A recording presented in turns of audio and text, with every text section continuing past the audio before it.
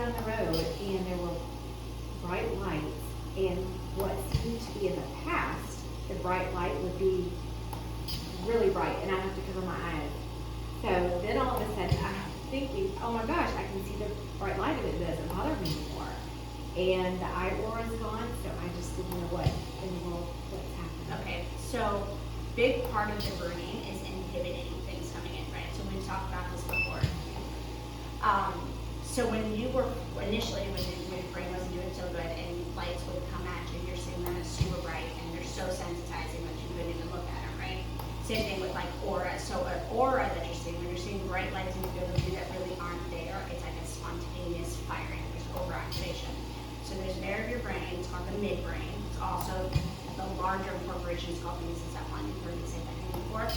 So when our sensory information comes in, it actually comes, especially when it comes light, goes into what's called the superior colliculus. This lives in the midbrain, okay? Sound goes into the inferior colliculus, lives in the midbrain.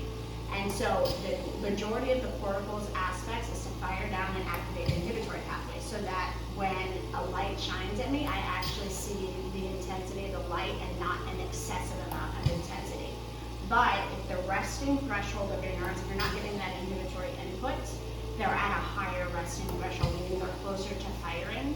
So basically it takes little sensory input for your brain to perceive something really intense. So you hear this all the time when it comes to brain injuries, or your brain is injured from a virus or COVID, that all of a sudden you would be in a room with normal lighting and it would feel unbearable. It's major intensity. Use it, especially. Sound. So that's inferior colliculus. So Overstimulated. Yep, overstimulated, exactly. So as your brain is healing, when we're creating the new connections and we're rewiring things, you're now sending those inhibitory pathways. So they're inhibiting these nuclei so that they're the normal resting threshold. So it takes significant intense bright to come in for you to actually perceive intense brightness versus a normal level of brightness that you were initially perceiving as being super intense.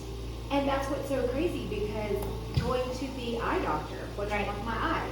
Then the ears, nose, and throat doctor, what's wrong with my ears? Yep, and they said everything's fine. It was the brain. Yep.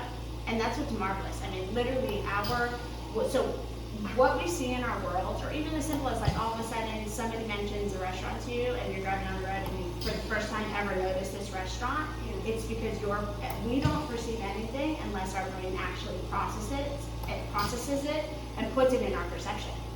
Like Just like your chair in the lobby. Yes. Is this new? Yes. You've had it the whole time. What? Yep. And you're just now recognizing it. Yep. Yep. So the brain is so complex, but and that's unfortunately so many patients like you get pushed through the system, you get all these different specialists, and they're like, everything checks out, it looks clear, and yet you're still having massive, debilitating symptoms.